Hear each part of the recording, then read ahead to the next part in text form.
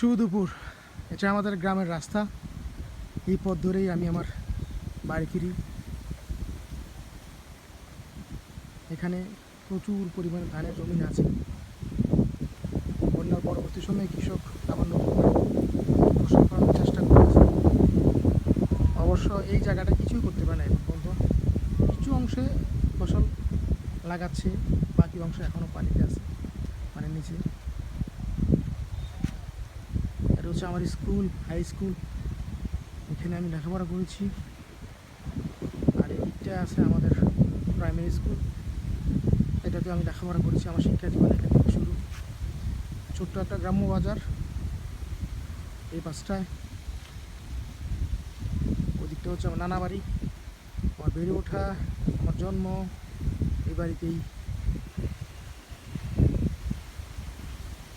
আমাদের গ্রাম প্রাকৃতিক সৌন্দর্যে ভরপুর, অসম্ভব সুন্দর আমাদের গ্রামটা। রাস্তাগুলো অসম্ভব সুন্দর।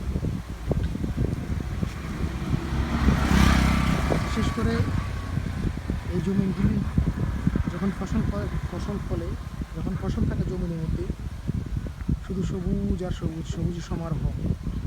এখন অবশ্য দু একটা বাড়িঘর তৈরি করে ফেলেছে মানুষ এখানে, দু একটা সময় সবুজ আর সবুজ, সবুজের সমারোহ।